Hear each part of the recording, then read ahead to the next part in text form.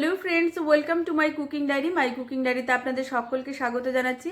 আজকে আমি দেখাবো কলাই ডাল রান্না, যেটা কিন্তু আমি চিংড়ি মাছ দিয়ে করেছি। এই ডালটা গরম ভাতের সাথে খেতে কিন্তু দারুণ লাগে। আপনাদের রেসিপিটা ভালো লাগলে অবশ্যই লাইক কমেন্ট শেয়ার করবেন। আর নতুন যারা এখনও সাবস্ক্রাইব করেননি তারা প্লিজ আমার চ্যানেলটি সাবস্ক্রাইব করবেন।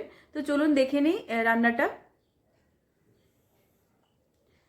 প্রথমে আমি চিংড়ি মাছ নিয়েছি, যেটাকে আমি ভালো করে ধুয়ে নিয়েছি। এখানে আমি মিডিয়াম সাইজের চিংড়ি নিয়েছি, নুন হলুদ দিয়ে কিন্তু মেখে রেখেছি চিংড়িটা। এবার আমি কিছু মশলা তৈরি করব। তার জন্য প্রথমে আমি প্যানের মধ্যে দিয়ে দিচ্ছি সাদা জিরে। জিরেটা একটু ফ্রাই হয়ে গেলেই একটু হালকা ভাজা করে আমি এটা নামিয়ে নেব। তারপর দিয়ে দেব ধনেটা একটু যখন ভাজা হবে তখন আমি কাঁচা লঙ্কাটা দিয়ে দিচ্ছি। কিছু কাঁচা লঙ্কা দিচ্ছি, পুরোটা দিচ্ছি না। পরে আমি ডালেও দেবো। তারপর দিয়ে দিচ্ছি আধ ইঞ্চ মতো আদা, যেটাকে আমি একটু ভাজা করে নিচ্ছি। তারপর দুটো কিন্তু আলাদা আলাদা করে পেস্ট করে নেব। জিরেটা আমি আলাদা পেস্ট করে নিচ্ছি, আর ধনে আদা আর কাঁচা লঙ্কা যেটা আছে সেটা কিন্তু আলাদা পেস্ট করে নিচ্ছি। দুটো পেস্টে কিন্তু আমি আলাদা রেখেছি। এবার কলাই ডাল যেটা বাজারে কিন্তু ভাজা কিনতে পাওয়া যায়, সেই ভাজা ডালটাকে আমি প্রেসারে সিটি দিয়ে নিয়েছি। এখানে 2-3টে মতন আমি সিটি দিয়ে নিয়েছি। ডালটাকে সেদ্ধ করে নিয়েছি। অনেক সময় কাঁচা ডালও পাওয়া যায়, সেটা ভেজে করলে ও ভালো লাগে। তারপর আমি কড়াইতে ডালটা আরেকটু ফুটিয়ে নেব। তার জন্য প্রয়োজন মতো আমি একটু জল দিয়ে দিচ্ছি, যতটুকু ডালের ঝোল আমার লাগবে। তারপর একটা ডাল কাটার সাহায্যে আমি এইভাবে ডালটাকে একটু ভেঙে দেব। তার জন্য ডালটাকে একটু ঘেটে দিচ্ছি। তো দেখুন ডালটা কিন্তু একটু ঘেটে গেছে। তারপর আমি দিয়ে দেব কিছু কাঁচা লঙ্কা। প্রথমে যেহেতু কিছুটা কাঁচা লঙ্কা দিয়েছি, তার জন্য এখানেও দিচ্ছি। ডালটা একটু ঝাল ঝাল হলে খেতে ভালো লাগে, তো আমি লঙ্কার পরিমাণটা একটু বেশি দিয়েছি। আপনারা আপনাদের প্রয়োজন মতো দেবেন। তারপর দিয়ে দিচ্ছি হলুদ গুঁড়ো। দিয়ে আমি ডালটাকে কিন্তু একটু ভালো করে ফুটিয়ে নেব, যাতে হলুদের কাঁচা গন্ধটা না থাকে। তারপর আমি যে ধনে আদা আর কাঁচা লঙ্কাটা বেটে রেখেছিলাম, সেই মশলাটা কিন্তু আমি এর মধ্যে দিয়ে দিচ্ছি। দিয়ে আমি একটু ফুটিয়ে নেব।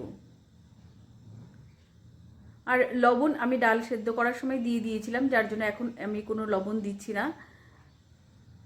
একবারে আমি ডাল সেদ্ধ করার সময় কিন্তু আমি লবণটা দিয়ে দিয়েছিলাম।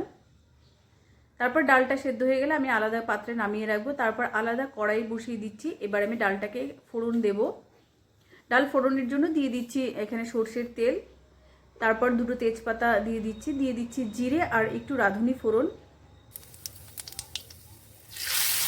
এবারে দিয়ে দিচ্ছি মেখে রাখা চিংড়ি মাছগুলো, যেটাকে ভালো করে কিন্তু আমি ভেজে নেব। বেশ একটু কড়া করে ভেজে নেব। দেখুন ভাজাটা আমার হয়ে গেছে। এবার আস্তে আস্তে ডালটাকে আমি এর মধ্যে দিয়ে দেব। সিদ্ধ করে রাখা ডালটা কিন্তু আমি এর মধ্যে দিয়ে দিচ্ছি।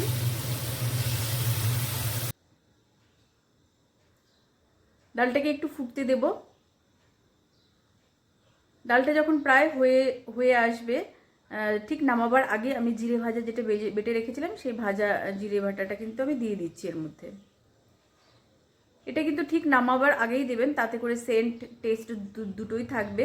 কারণ যেহেতু ভাজা জিরেটা আমার ভাজাই ছিল আগে, তো পুরোটা দিয়ে ডালটাকে আমি একটু ফুটিয়ে কিন্তু আমি নামিয়ে নেব। গরম ভাতের সাথে খেতে এইরকম কলাই ডাল চিংড়ি মাছ দিয়ে কিন্তু ভালোও লাগে। আর এটা আপনি মাছের মাথা দিয়েও করতে পারেন, খেতে খুবই টেস্টি হয়। তো আজকের রেসিপিটা যদি আপনাদের ভালো লেগে থাকে, প্লিজ কমেন্ট লাইক শেয়ার করবেন। আর যারা চ্যানেলটি এখনও সাবস্ক্রাইব করেনি তারা প্লিজ সাবস্ক্রাইব করবেন। আর সাবস্ক্রাইব করার সময় কিন্তু পাশে থাকা নোটিফিকেশন বেলটা প্লিজ অন করে দেবেন, যাতে করে নতুন নতুন রেসিপি দিলেই সাথে সাথে নোটিফিকেশনগুলো আপনাদের কাছে পৌঁছে যায়। আর যারা পুরনো বন্ধু আমার সাথে আছেন এখনও, তাদেরকে অসংখ্য ধন্যবাদ জানাচ্ছি পাশে থাকার জন্য। আবার নতুন রেসিপির সাথে আবার হাজির হয়ে যাব। আজ এই পর্যন্তই। আপনারা সকলেই ভালো থাকুন, সুস্থ থাকুন। নমস্কার।